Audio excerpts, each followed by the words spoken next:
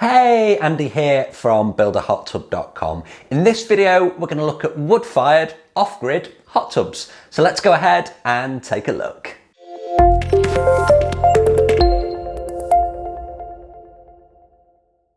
Okay, so I actually had the pleasure of getting away to the countryside with the family last weekend. We're actually celebrating my mother's birthday. Happy birthday, Mum. And the property that we stayed at actually had a wood-fired hot tub. So it obviously was going to be a perfect opportunity for me to actually get a review in there, because my experience with wood-fired hot tubs is somewhat limited. I've done a couple of builds with customers where we've used kind of coil heating systems, but these are, they allow for water to actually pass round the coil. The coil is in the fire itself, so as the water's moving through, it's absorbing the heat, and that's how we heat it up. Now, this particular hot tub at the house that we stayed in, it was totally off-grid. So it was a wood-fired hot tub, and it was heated by convection. So the heater itself would draw water in through the base. As the water heats, it rises and it comes out the top, and it creates this kind of circular motion of water, and it's drawing it into the tub. So it's totally off-grid, and this was the style of hot tub that we had to play with. So what did we find? Before we get into that, this is always a good opportunity to say, please do subscribe to the channel. It gives me lots of motivation to make these videos. I put 2 long form videos just like this out every single week. And if you hit that notification icon, you won't miss any of the videos, and you'll get a notification when I do send them live. If you've got any questions, of course, hit me up in the comments. Give me a thumbs up if you're liking the content that you're watching. Okay, so first things first, the appearance. Well, the appearance of the tub was actually pretty cool. I think it looked pretty good. It was a wooden frame, as you can see behind me, wooden cabinet. Inside of that was a plastic formed, so a bit more of a kind of a modern take on a wooden hot tub. And that heating that you can see as well here with the fire that I've already built, that heating portion was really well made, and the overall quality of the tub was pretty good. They had a large chimney to take any smoke well above the bavers, and it also had a protective case around that chimney, so the chimney itself got quite hot, and that protected from potentially touching and burning yourself, but also it protected the cover. So on first appearance, the actual tub, I was quite impressed. I thought it was really well made. No idea how much this version or this model actually cost. Couldn't really find a brand on it either. However, it was pretty good. So first things first, I needed to build a fire. We need to heat the thing up. So it's a little odd. You're kind of scrambling around on your knees, trying to light a fire, trying to put more logs in. It's a little bit strange. It was kind of fun at the same time, but that's kind of what you've got to do to get it going. So I was on my hands and knees, built a fire, built quite a decent fire, started to go, and you can see this behind me here. With the fire roaring, it was time to take a look and kind of monitor the heat up time.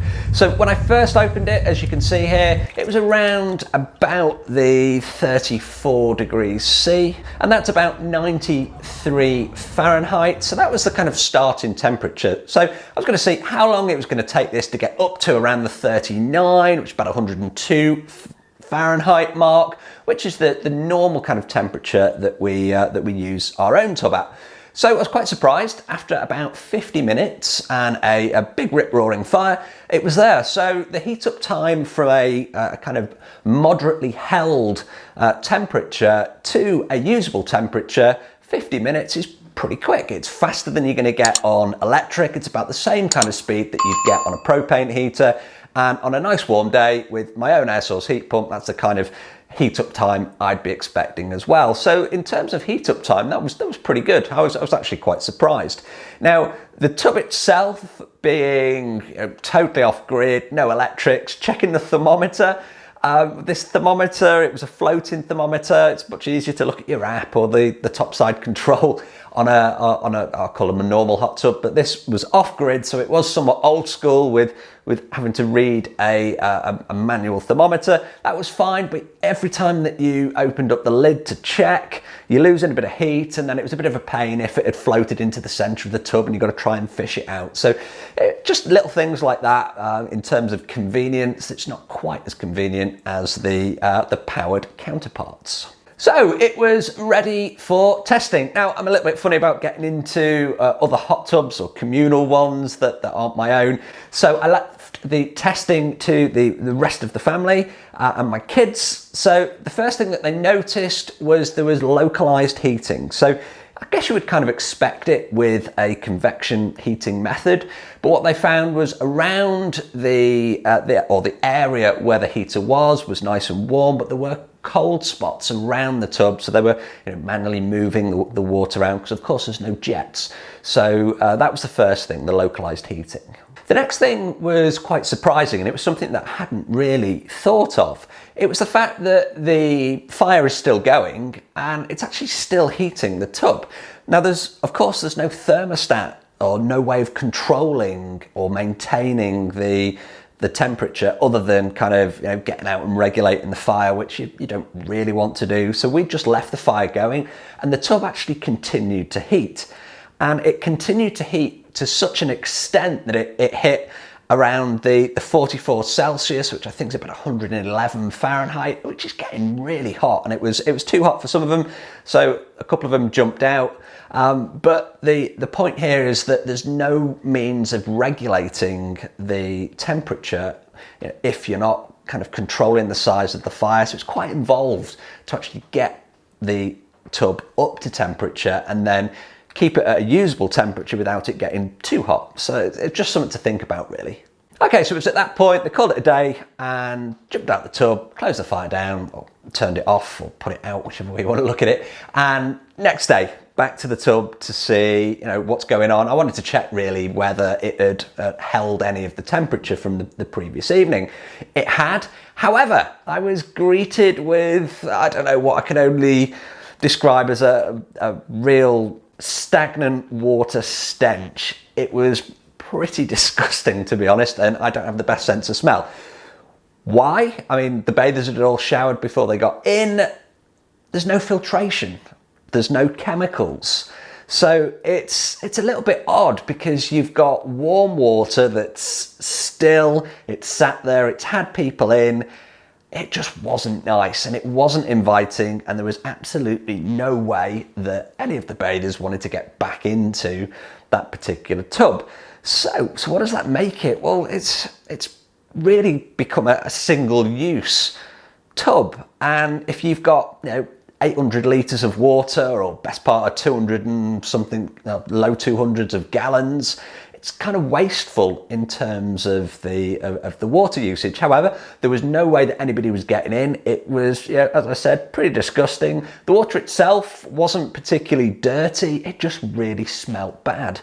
And when we also checked the guest book, and quite a few people had said the same thing in this particular property that had used the hot tub, they'd said that the water really smelt the next day. So it really is a single-use option for it's really a bath. It's if you're using it single use, it's a bath. It's not really a hot tub. But anyway, moving on. So we had to empty the tub itself, and that was a bit of a challenge. We couldn't find the valve to open it and let the water out. We eventually did, and that took about an hour to empty, as you would expect. Then it was time to fill the tub, and filling any hot tub we know is going to take around another hour, bit more than an hour to get it back up. And before we did that, we had to kind of wipe it down and clean it a little bit. So there's a running theme here of time. It took time to actually build the fire in the first place. It took time to actually empty the tub, and it's taken more time to refill it. The next thing was we were going to have to try and heat it from cold. So we've just put another 800 litres or 200 gallons of cold water in there. So built up a fire, set it going just as I did the previous day. It was taking time, and by time we were 3 hours in, It hadn't got to any kind of a significant temperature. Certainly it wasn't hot enough to use, so we had to call it a day. We'd started quite late in the afternoon, building it, I should say. We were just running out of time. And I think this is kind of a running theme here with this kind of a tub. So in conclusion, well, my first conclusion is this kind of a tub I would call a bath, and an outdoor bath rather than a hot tub. It's single use, you've got to dump the water afterwards, there's no chemicals, there's no filtration, this is a bath, okay? Now, it would be totally possible to make this into a more of a, I guess, a hot tub style, but you're going to need some power, you're going to need a small circulation pump, you're going to need some filtration, and you could quite possibly drop in a salt system or a UV system if you didn't want to use chemicals in it and you wanted to be totally chemical free. That's not a problem, but you are going to need some power of some description. For me, the amount of time that was involved to build a fire, heat it up, then drain it, refill it, build another fire, it was all time. And whilst it's certainly cheaper in this day and age than running on, say, electric, time costs money. People's time is expensive. And I certainly haven't got enough time personally to do all of that each time that I want to get in my hot tub. I just want to turn the heat on. I want to come back an hour and a half later when it's up to temperature. I want to use it. And that's really something that you couldn't do with this particular style of tub. So unless you've got huge amounts of time, I don't think this is the kind of tub for you. And certainly if you're concerned about your water usage or you're on a water meter, you're going to go through quite a lot as well. So whilst it may be on the surface a cheaper way of achieving it, we'll call it a hot tub, but even though I think it's a bath, I think there are underlying costs there, such as time, such as water, that are going to build up over time. Now, of course, if I can help you with your own DIY hot tub project, then please do get in touch. If you're looking to build a plunge pool, get in touch. Don't forget to subscribe to the channel. I hope you found this video useful, and I will see you on the next video. If you've liked this video, please do like, share, and subscribe to the channel. I'll see you on the next video.